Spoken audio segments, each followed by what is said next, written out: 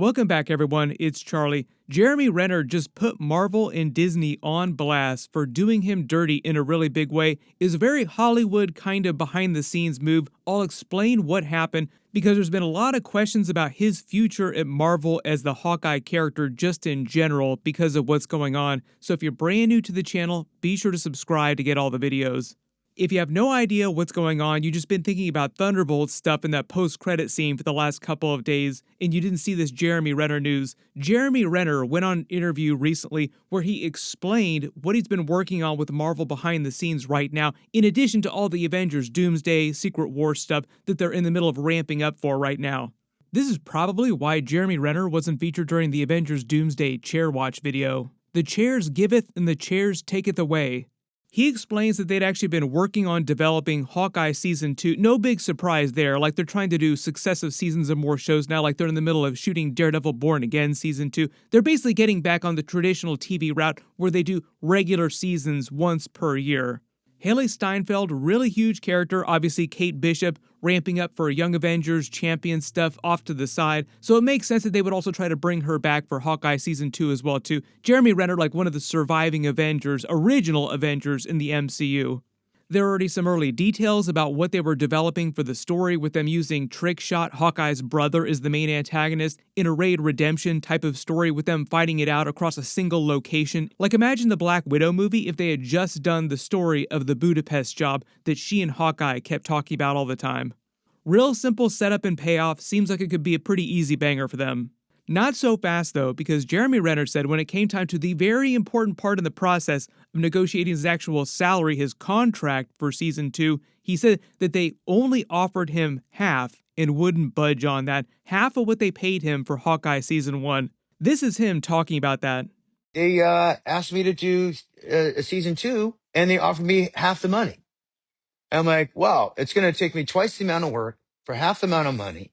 And so 8 months of my time, essentially, and to do it for half the amount. I'm like, I'm sorry. Why? Did you think I'm only half the Jeremy because I got ran over? Maybe that's why you want to pay me half of what I made on the first season? Doesn't that sound like a really cold, unfeeling Hollywood type of thing to try and do to an actor?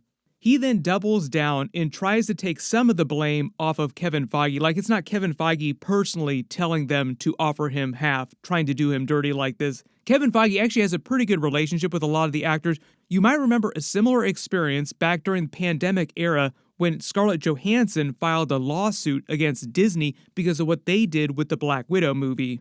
That was actually way more serious because there was an actual lawsuit involved, like there was going to be a lot of mudslinging going back and forth between both parties.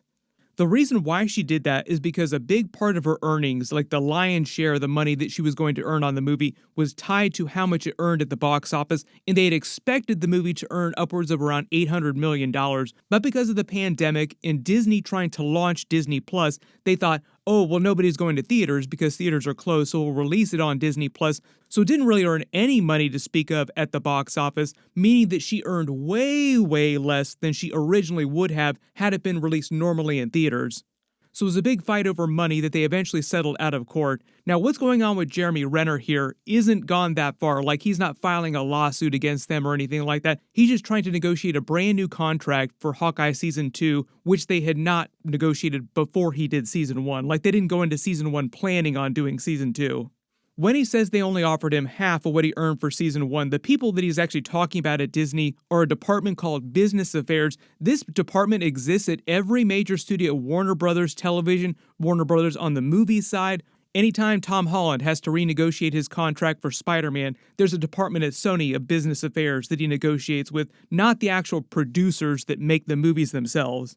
Typically what happens is that Kevin Feige will have an actor that he wants to cast in a movie or a TV show, and then he'll ask them, they'll agree, and then that actor's agents will negotiate with Disney's Business Affairs, not with Kevin Feige personally. Like, typically Kevin Feige won't get involved in contract or pay negotiations unless it's a really, really big deal, like say Robert Downey Jr., who gets a lot of points on the back end and gets paid crazy dump trucks of money compared to other Marvel actors, even the other Avengers actors.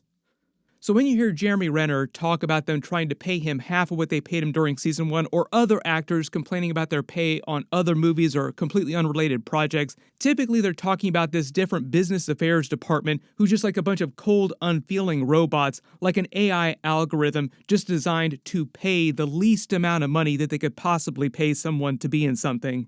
It's just the penny pinchers, the accountants. I told them to go fly a kite. If Disney could get away with it, they would pay all these Avengers actors that are going to be in Doomsday $0. That might sound funny, but it is totally true. Just for reference though, I believe Jeremy Renner was paid about $500,000 or slightly less per episode for Hawkeye Season 1. He was paid about $20 million for comparison for Avengers Endgame, like all the other main Avengers actors except for Robert Downey Jr. The only reasons why I think that Disney would actually try to negotiate him way down to half of what he earned for season 1 is they either plan on using him in half the amount of footage or like half the amount of episodes, like he would have a greatly reduced role in season 2, or also, on top of that, they also want to reduce the budget for Hawkeye Season 2 beyond Season 1. Because when they were doing Hawkeye Season 1, WandaVision, a lot of the brand new Disney Plus shows when they first launched the series, they way overspent making a lot of them because they wanted people to subscribe to Disney Plus so much because they saw this crazy stuff that they were releasing.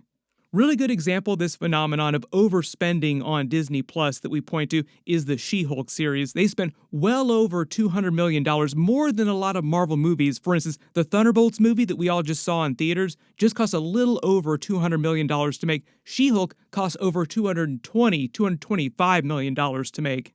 WandaVision, for example, was also extremely expensive. It was over $200 million to make that. Now we've gotten to this big streaming contraction where like everybody's budgets have been reduced. Disney Plus is earning them way less money, so they don't want to spend nearly as much money.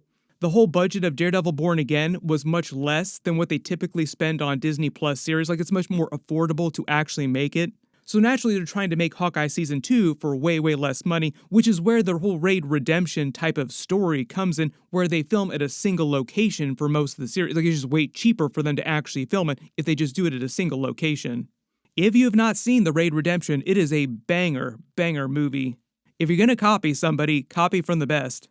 Now a lot of you are also asking, what does this mean for Jeremy Renner's future at Marvel? Does this affect him being at Avengers Doomsday or Secret Wars? Will they not include him now because he's having problems with Hawkeye Season 2? And sadly, and I still love the character. I still love to do it. I had to defend myself. I didn't ask for any more money, mind you, right? It just paid me what I made the first season. Typically what happens with issues like this, particularly with the big movies, like we're talking about Doomsday, Secret Wars, Kevin Feige fixes all that. So if he wants Jeremy Renner's Hawkeye in those movies, he will be in those movies. Like he'll make whatever happen needs to happen in order to get him in those movies. But I don't think Kevin Feige cares whether or not Jeremy Renner comes back for Hawkeye Season 2 because they spent so much time trying to develop Kate Bishop, Hailee Steinfeld's character. They had that whole Marvel's post-credit scene where they were trying to set up a Young Avengers team with Miss Marvel and the other characters. Now we've heard behind the scenes that they've hired a showrunner. It's going to be a Disney Plus show. They'll call it The Champions, not the Young Avengers, just to avoid diluting the Avengers brand. So like you don't have 10 different Avengers teams out there, especially after the Thunderbolts movie. I've already done a post-credit scene video for that, so I'll link it at the end of this. But like we're getting to the point where they're doing all the derivative Avengers teams from the comics, like West Coast Avengers, Great Lakes Avengers. Kevin Feige probably does not want to get to the point where they could completely dilute that brand. So the news right after Jeremy Renner put Disney and Marvel on blast is that their reaction would be to just pivot to Hailee Steinfeld's Kate Bishop and make her the more central figure of Hawkeye Season 2. They could still do the Raid Redemption type story. They could still use Hawkeye's brother Trickshot as the main antagonist. You would just see way less of Jeremy Renner's Hawkeye, or she would just reference him lightly and they just wouldn't show him on screen, or they would use archival footage or deleted scenes from Season 1. Still kind of sounds like Marvel and Disney are doing him dirty, so hopefully Kevin Feige does make things right behind the scenes. But he did say, in fairness to Marvel, he still likes the Marvel people, like he still has a good relationship with Kevin Feige. This is like the bean counters, like a completely separate department that's trying to do him dirty. And I do kind of think their logic is that they're using him less so they don't want to pay him as much as they were before because he's doing theoretically less work on the series. In previous years, like in traditional TV though, you couldn't really do it. Like once an actor negotiated their salary, that was their salary regardless of how much a TV series used them in episodes. Generally, the advent of the streaming era of TV, all these different streaming networks, has broken all the different studios. So a big part of Marvel right now is them trying to fix their TV side of the business. They're still kind of in the middle of doing that, as you saw with the very Frankenstein version of Daredevil Born Again Season 1. You're a bunch of clowns, you know that? There are so many real-life lawsuits that Marvel has been involved with recently that they could actually use this for plot during Daredevil Born Again Season 2. But everyone post all your reactions in the comments below, and I'll post some updates in related videos if we do hear more about what's going on behind the scenes between Jeremy Renner and Marvel. It sounds like eventually they will work things out, but it might take them through the next year to actually do that. So I wouldn't be surprised if he actually does not wind up in Doomsday and they wait till Secret Wars to bring him back. I just posted my Big Thunderbolts post-credit scene video and my full breakdown and Easter eggs for the entire movie. Click here for both of those videos because it is crazy. Thank you so much for watching, and I'll see you guys in the next one.